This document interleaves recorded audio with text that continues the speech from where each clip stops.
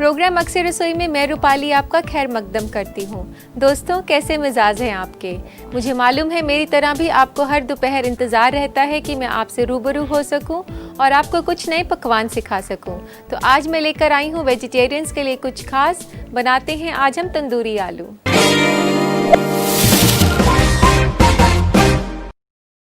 तो आइए शुरू करते हैं बनाना तंदूरी आलू। तो इसके लिए सबसे पहले हम गरम करते हैं पानी आलू उबालने के लिए। तो इस पैन में मैं डाल रही हूँ पानी। इसमें आप पानी डाल सकती हैं कि जिसमें आलू अच्छे से भीग जाएं। तो दोस्तों, जब तक पानी उबल रहा है हम इसके लिए आलू तैयार कर लेते हैं। तो ये आप देख सकते हैं कि ये काफ़ी बड़े आलू हैं। इसी तरीके से हमें लेने हैं और इसको मैंने छील कर रखा है। और हम एक बिल्कुल ख़ास रेसिपी बना रहे हैं जो कि ना सिर्फ तंदूरी आलू है बल्कि ये तंदूरी भरवा आलू है। तो इसमें स्टफिंग बनाने के लिए हमें थोड़ी सी तैयारी करनी पड़ेगी। तो इस तरीके से आप आलू को दोनों एंड से काट सकती हैं। और एक ये एप्पल्स के लिए डीकोरर आता है, इससे आप इसके अंदर हॉलो बना सकती हैं। इसी तरह बाकी आलू को भी हम हॉलो कर लेते हैं। और जिन दोस्तों के पास ऐसा पीलर नहीं है तो उनके लिए मैं आपको चाकू से करना भी सिखा देती हूँ। इस तरह से आप शार्प नाइफ ले सकते हैं, उसको ऐसे गोल घुमाते हुए आगे जाएंगे तो ये हॉलो हो जाएगा। दोनों तरफ से आप ऐसे घुमाएं तो इस तरीके से आप आलू को हॉलो बना सकते हैं।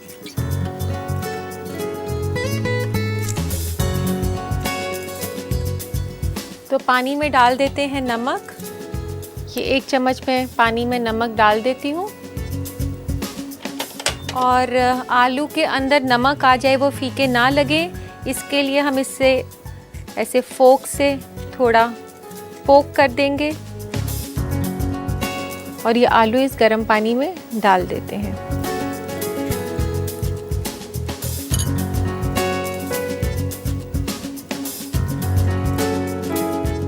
ये आलू अब तकरीबन 10 से 15 मिनट लेगा उबलने के लिए। पर इसमें ध्यान रखना है कि आपको आलू को ज़्यादा बॉईल नहीं करना कि उसकी जो शेप है वो बरकरार ना रहे। तो इसलिए आप ध्यान रखें कि उसको उतना ही बॉईल करें कि वो सॉफ्ट हो जाए। तो दोस्तों, जब तक आलू बॉईल हो रहे हैं हम इसकी स्टफिंग बना लेते हैं। तो स्टफिंग बनाने के लिए सबसे पहले हम पनीर लेंगे। ये पनीर को थोड़ा सा क्रम्बल करना है हमने।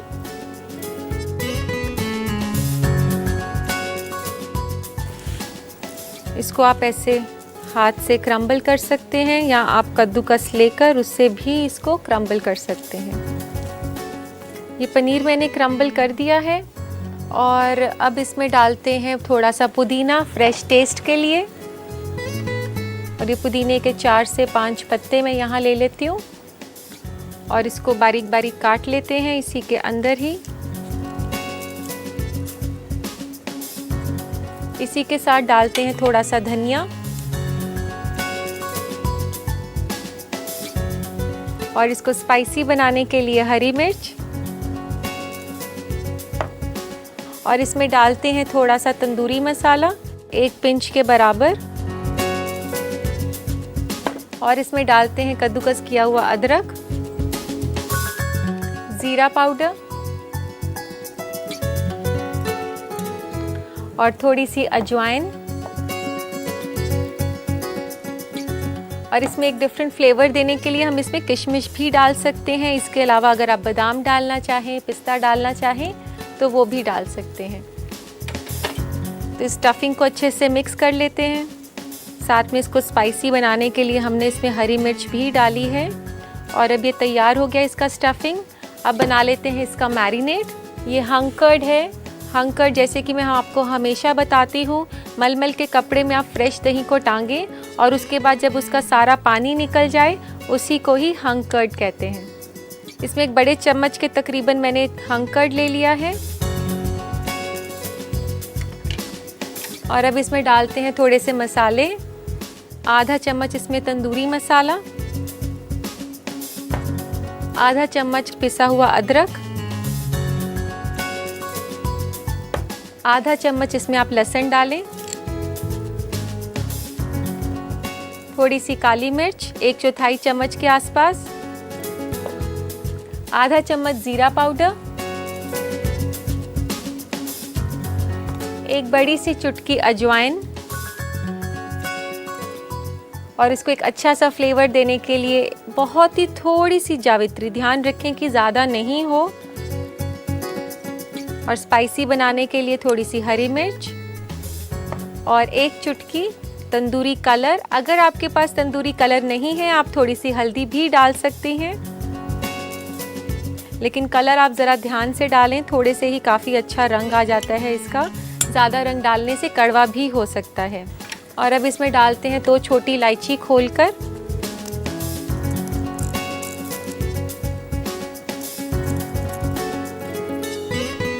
और डालते हैं नींबू, 1 से 2 चम्मच नींबू आप इसमें डाल दें,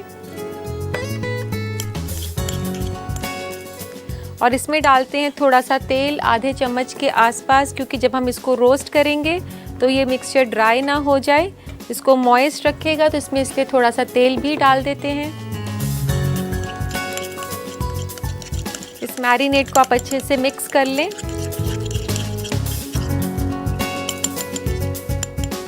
इसमें चाहें तो थोड़ा सा धनिया भी डाल देते हैं, थोड़ा सा कलर आ जाएगा। तो दोस्तों आलू बॉईल हो चुके हैं, इन्हें हम निकाल लेते हैं।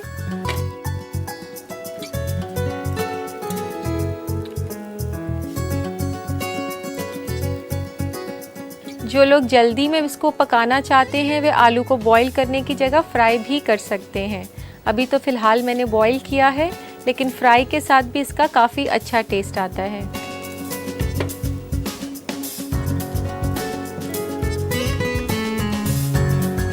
तो दोस्तों अब हम आलू में स्टफिंग कर लेते हैं।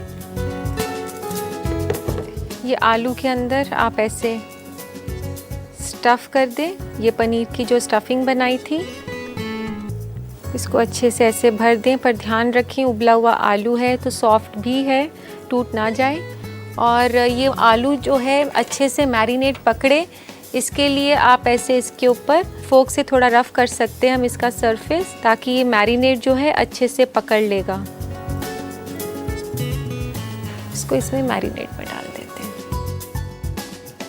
तो इसी तरह हम सारे आलू को भर लेते हैं और धीरे धीरे करके उसे मैरिनेट में डालते रहें। तो सारे आलू के अंदर स्टफिंग हो चुकी है, अब उसमें मैरिनेट अच्छे से चिपका देते हैं। इस तरीके से एक बड़ा बोल लेके जिसमें आपका हाथ अच्छे से चल सके, कुछ भी मैरिनेट करना हो तो एक बड़ा बोल होना चाहिए, जैसे मैं आपको हमेशा बताती हूँ। तो दोस्तों अब हमने आलू को मैरिनेट कर दिया है, इसे आप कम से कम 1 से 2 घंटे रखें बेहतर टेस्ट के लिए।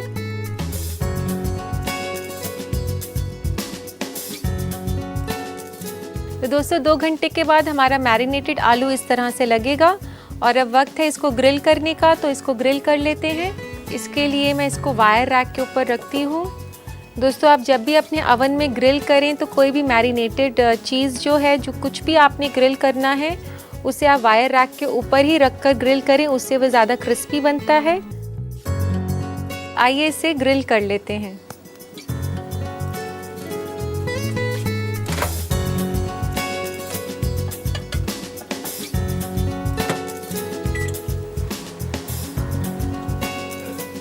तो अब मैंने इसे ग्रिल करने के लिए रख दिया है, चेक करेंगे इसे 10 मिनट के बाद।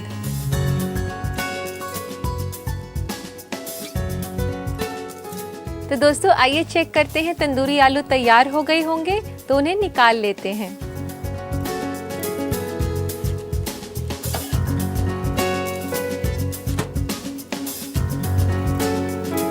तो दोस्तों ये देखिए काफ़ी अच्छे से क्रिस्प और गोल्डन हो गए हैं, और अब इसको सर्व करने का वक्त आ गया है।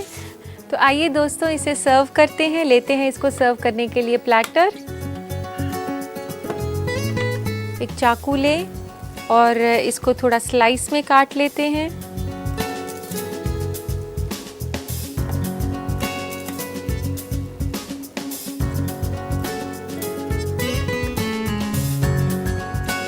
तो अब इसमें थोड़ा सा धनिया पत्ता डाल लेते हैं। ये कटा हुआ धनिया मैंने इस पर डाल दिया है। तो लीजिए दोस्तों तैयार है तंदूरी आलू।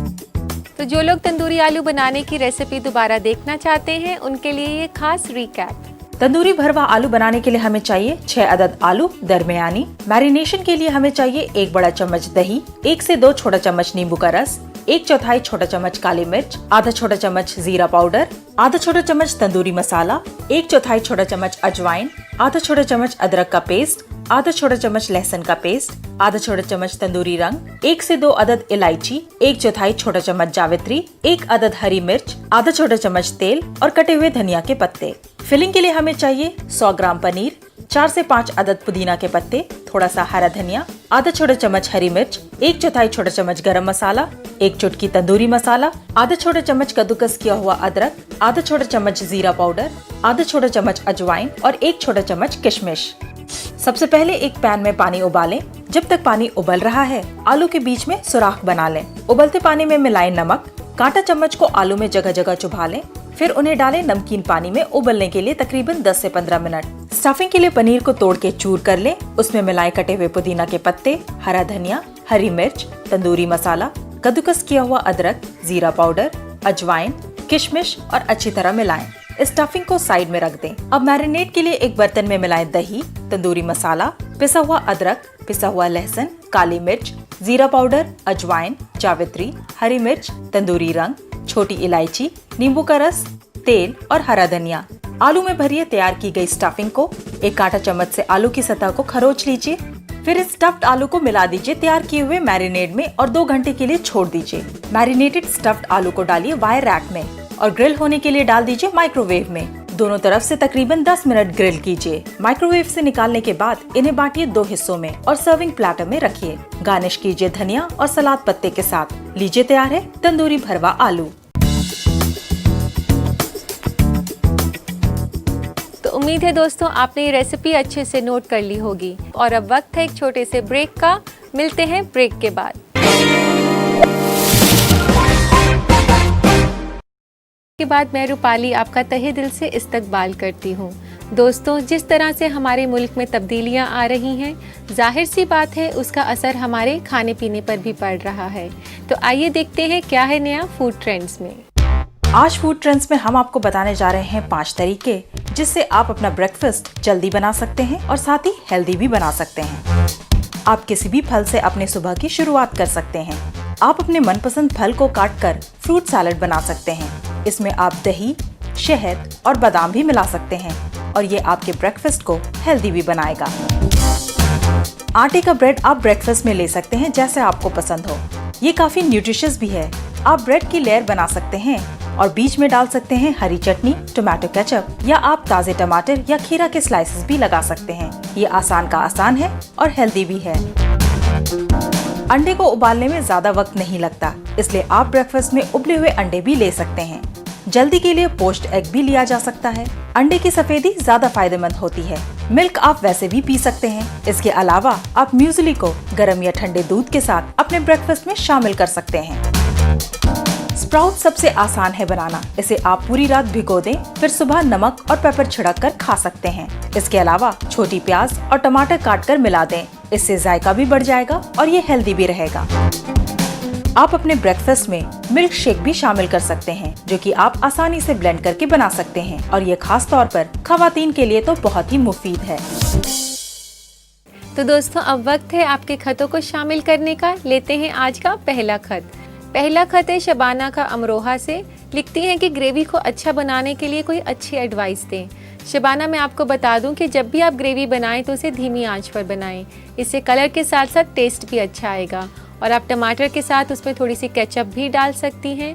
और लाल मिर्च लें तो देगी मिर्च लें, इससे रंग बहुत अच्छा आएगा। तो लेते हैं आज का दूसरा खत। दूसरा खत है सीमा गेरेवाल का कोलकाता से। ये लिखती हैं कि आंवला किस तरह से बचा कर रखा जा सकता है। सीमा, आप जब भी बाजार से आंवला खरीद कर लाएं तो देखें कि वह हरा हो, उस पर ज़्यादा ब्राउन दाग ना हो और आप उसे काट कर रख लें। चाहे तो उसका बीज ना निकालें क्योंकि मेडिकली ये काफ़ी अच्छा होता है।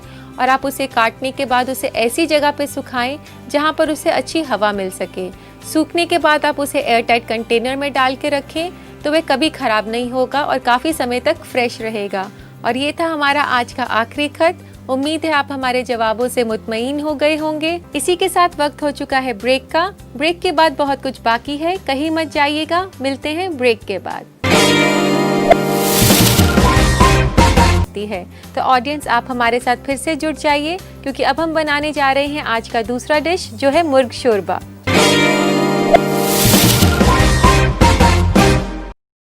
मुर्ग शोरबा जो कि एक बहुत ही पॉपुलर सूप है, चलिए उसे बनाना शुरू करते हैं। तो इसे बनाने के लिए सबसे पहले थोड़ा सा तेल गरम कर लेते हैं। यहाँ पर मैं रिफाइंड ऑयल ले रही हूँ। अगर आप ऑलिव ऑयल लेना चाहें या बटर लेना चाहें तो आप ले सकती हैं। इसके अलावा आप देसी घी भी यूज़ कर सकते हैं। तो कोई भी अपनी पसंद का आप ऑयल या फैट ले सकते हैं इसमें। और फिर इसमें डालें चिकन के ये पीसेस।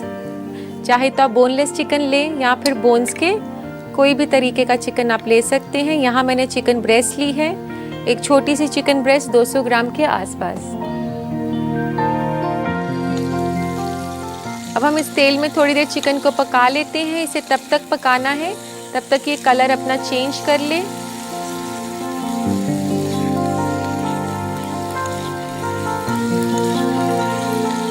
तो चिकन अब यहाँ पर थोड़ा सा पक चुका है। अब इसमें डालते हैं आधा कप दही, और दही में डालें आप 1 चम्मच कॉर्नफ्लावर। ये आपके सूप को भी गाढ़ा करेगा और दही को भी फटने से बचाएगा। तो इसको अच्छे से फेंट लें।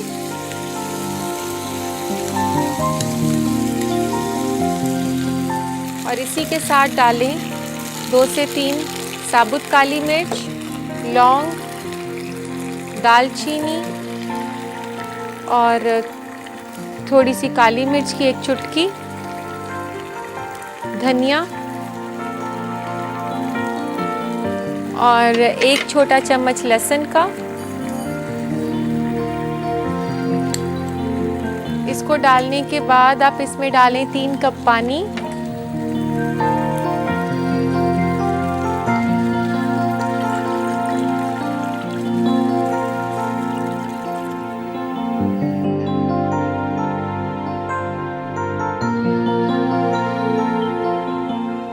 ये तीसरा कप पानी का। और अब इसमें कटा हुआ प्याज,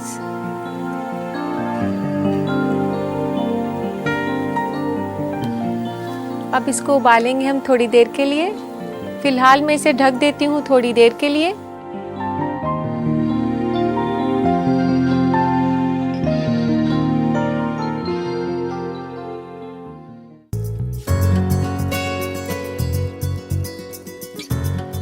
तो दोस्तों, ये सूप काफ़ी हेल्दी है, काफ़ी प्रोटीन में रिच है, क्योंकि दही के साथ साथ इसमें चिकन तो है ही। तो आइए देखते हैं सूप तैयार हो गया है कि नहीं। अभी चिकन इसमें गल गया है, चेक कर लेते हैं।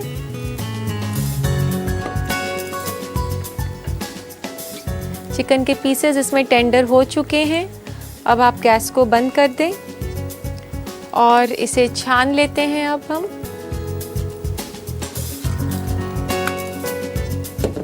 इसमें स्टॉक और चिकन को अलग करेंगे।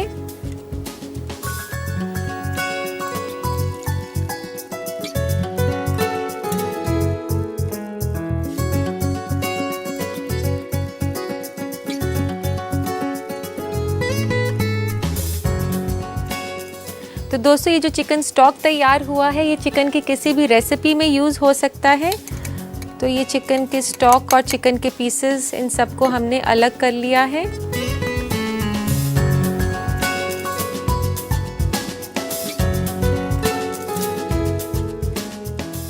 ये जो स्टॉक है इसे आप वापस गैस पे रख दें।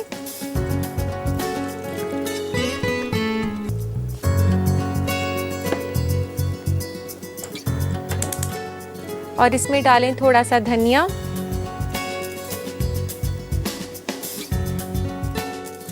एक चम्मच नमक,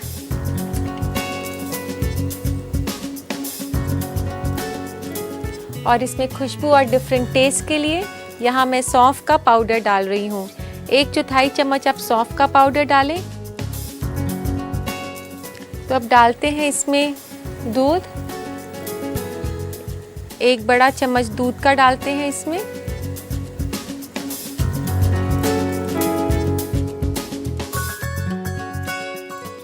अब ये जो चिकन पीसेस थे ये थोड़ा सा तोड़कर, चाहे आप इसे छोटे टुकड़ों में काटें चाहे बड़े,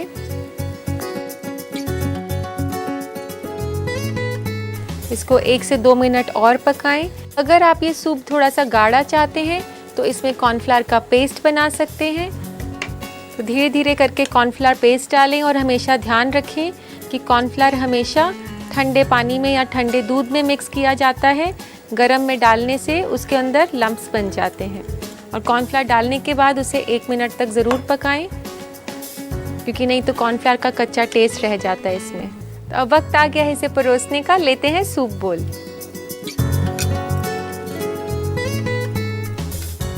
तो दोस्तों ये काफ़ी लाइट और एपेटाइजिंग सूप बना है। इसे खाने से पहले आप खाएंगे तो आपको भूख और भी ज़्यादा लगेगी। इसको गार्निश करेंगे हम थोड़े से धनिये के साथ। इसके ऊपर कलर के लिए आप एक हरी मिर्च लगा दें। तो लीजिए जनाब, तैयार है मुर्ग शोरबा, बेहद ही लजीज सूप।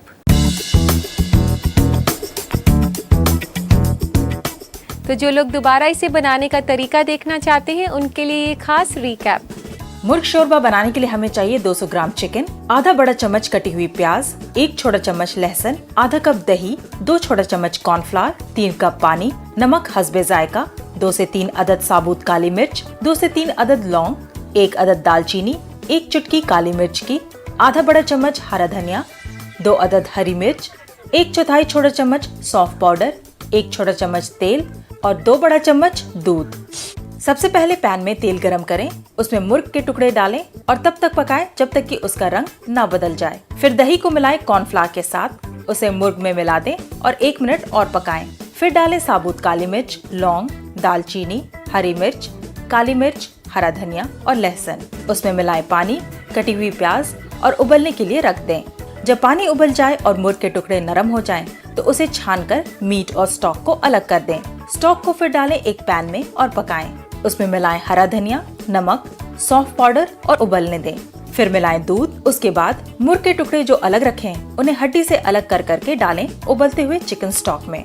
उसमें मिलाएं कॉर्नफ्लावर का पेस्ट और 1 मिनट और पकने दें। मुर्ग शोरबा को बर्तन में निकालें और गार्निश करें हरा धनिया और हरी मिर्च से। लीजिए तैयार है मुर्ग शोरबा।